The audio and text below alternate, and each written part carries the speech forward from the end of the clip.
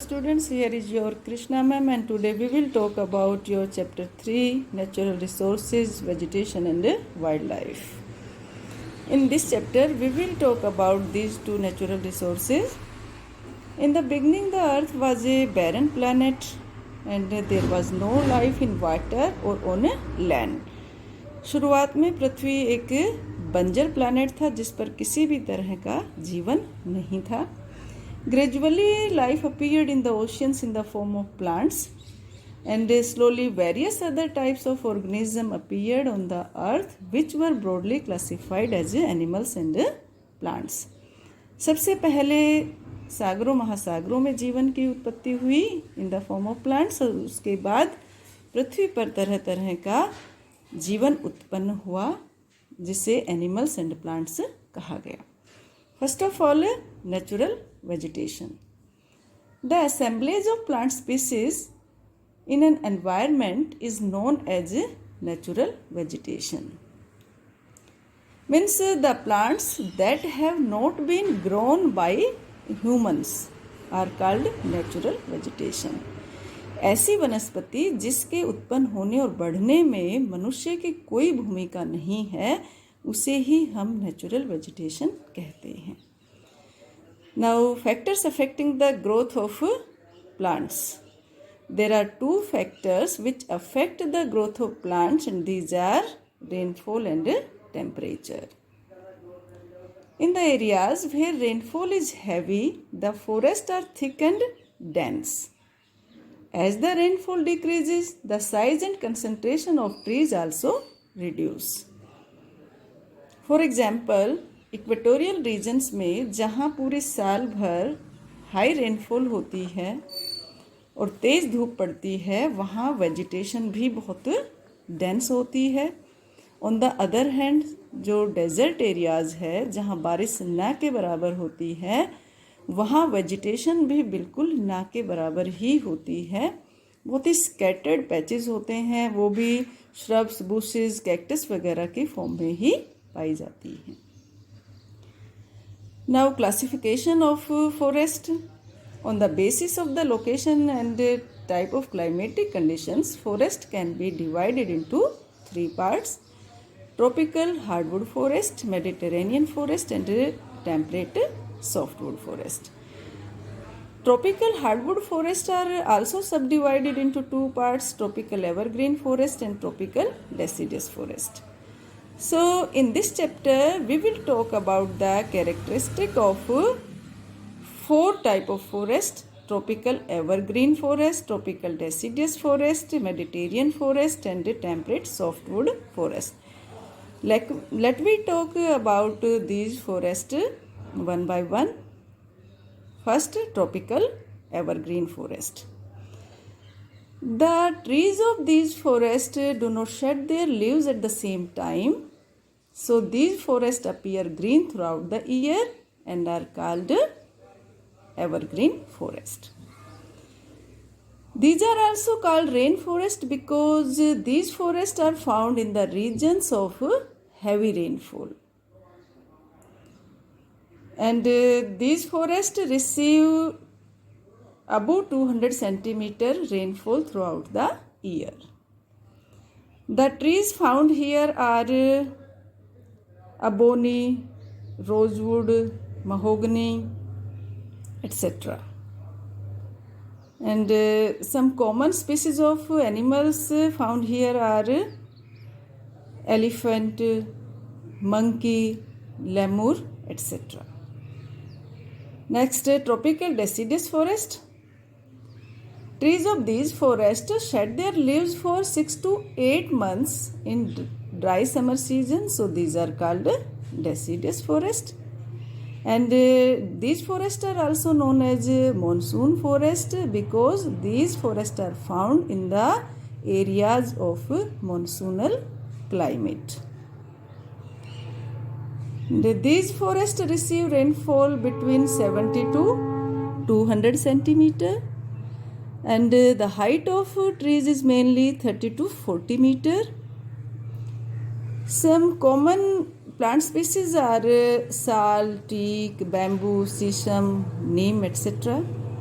And some common animals found here are lion, tiger, elephant, etc. Now Mediterranean forest.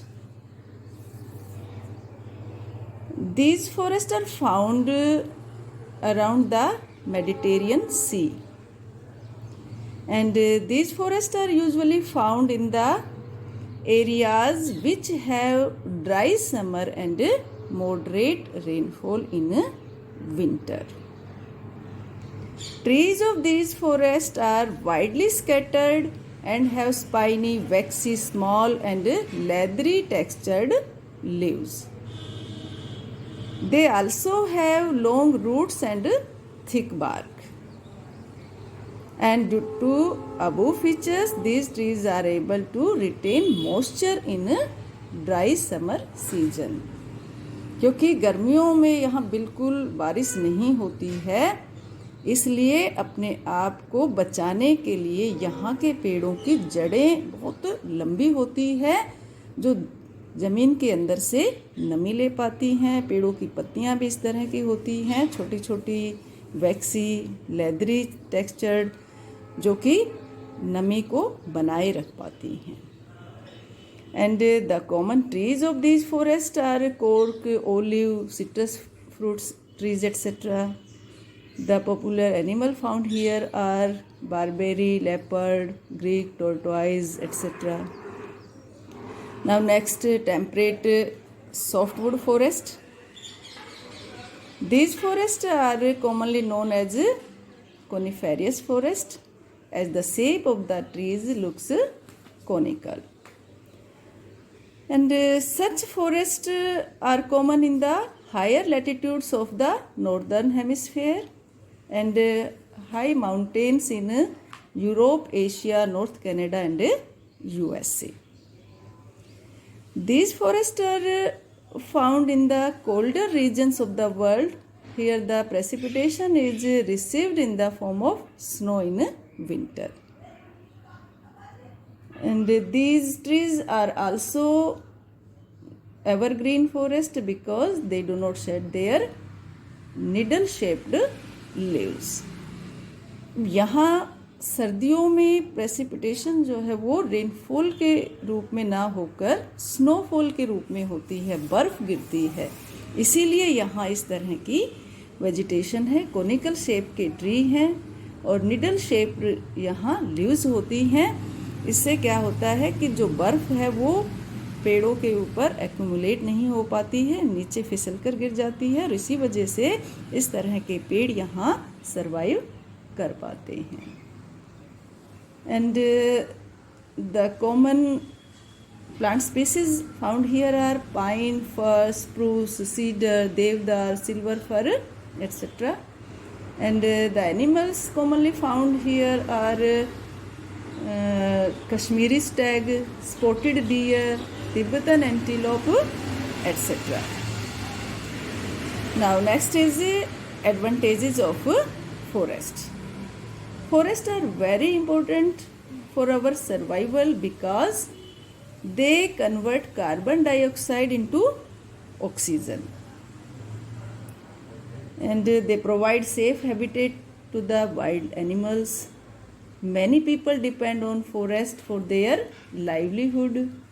Trees also help in keeping the earth cool. Large forest cover help in causing rainfall. Roots of the trees bind soil particles and help in flood control. But today, on the name of development, human being is cutting forest recklessly. So we should conserve this resource, and here are some steps by which we can conserve our vegetation. First, afforestation or large scale plantation of trees.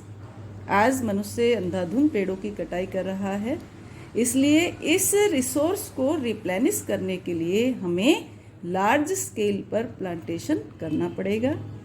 Each one plant one policy. हम सभी को अपने जीवन में कम से कम एक पेड़ जरूर लगाना चाहिए. Efficient utilisation of forest products and uses of substitute of wood. एक तो हमें एक एफिशिएंट यूटिलाइजेशन करना चाहिए फॉरेस्ट प्रोडक्ट का, दूसरा इसका कोई सब्स्टिट्यूट ढूंढना चाहिए ताकि फॉरेस्ट कटिंग कम हो। Enforcement of a number of laws guidelines to protect forest and prohibit deforestation, सरकार की तरफ से ऐसे कानून हो जिससे वनों की कटाई को रोका जा सके और उन कानूनों को सख्ती से लागू भी किया जाना चाहिए। Discouraging shifting cultivation which causes forest loss, वनों में रहने वाले लोग शिफ्टिंग एग्रीकल्चर करते हैं जिसमें पहले वो पेड़ों को काटते हैं फिर उनको जलाते हैं, इससे वनों को बहुत भारी नुकसान होता है। और इससे भी बड़ा नुकसान कई बार वनों में जब वो आग लगाते हैं तो वनों में आग लग जाती है, ऐसी आग लगती है भीषण आग जो कई बार तो सालों साल लगी रहती है जिससे बहुत भारी नुकसान होता है वनों का, तो इसको भी रोकना चाहिए। Now next is wild life. Wild life includes non domesticated animals such as birds, fishes and animals, यानी ऐसे पशु जिनको हम अपने घरों में नहीं पालते हैं, और फॉरेस्ट ही जिनका नेचुरल हैबिटेट होता है उसको हम वाइल्ड लाइफ कहेंगे। Importance of wild life, wild life is very important to maintain the ecological balance. The beauty of wild animals boosts tourism and creates jobs for the people. Dead and decaying plants and animals also produce humus, which is helpful to maintain the fertility of the soil. But in various parts of the world, wild animals are hunted for various purposes such as meat, skin, horns, etc. And the result is many species of the animals have distincted and many are on the margin to distinct. बहुत सारी वन्य जीव जातियाँ समाप्त भी हो चुकी है और कुछ समाप्त होने के कगार पर हैं। So we should conserve our wildlife. And several steps are being taken by the government of India to conserve the wildlife. Some of these are hunting and poaching of wild animals and birds have been banned. पूरी तरह से इन जीवों के शिकार पर प्रतिबंध लगा दिया गया है। Killing of wild life is a punishable offence, आज अगर कोई पशुओं का शिकार करता है तो उसे अपराध मानकर सजा दी जाती है। National parks and wild life sanctuaries are being set up in different part of the world and in India also, बहुत सारे नेशनल पार्क और वाइल्ड लाइफ सेंचुरीज एस्टेब्लिश की है जिसके माध्यम से हम अपनी वनस्पति और वन्य जीवों को कंजर्व कर रहे हैं। But it is not the duty of government only, we people can also contribute to conserve our vegetation and wild life. और यहाँ हम राजस्थान के बिश्नोई समाज की भूमिका को नहीं भूल सकते हैं। ये बिश्नोई समाज पेड़ पौधों को और जीवों को संरक्षण दे रहा है without any help of the government. और कई एग्जाम्पल तो ऐसे हैं जहां इन्होंने हरे पेड़ों को और वन्य जीवों को बचाने के लिए अपनी कुर्बानियां तक भी दी हैं। Now national park and wild life sanctuaries are established to conserve forest and wild life, but there are some differences in both. So now we will talk about the differences of national park and wildlife sanctuaries. National parks are the protected areas which are established by the government, and wildlife sanctuaries are those protected areas which are established by government or private sector both.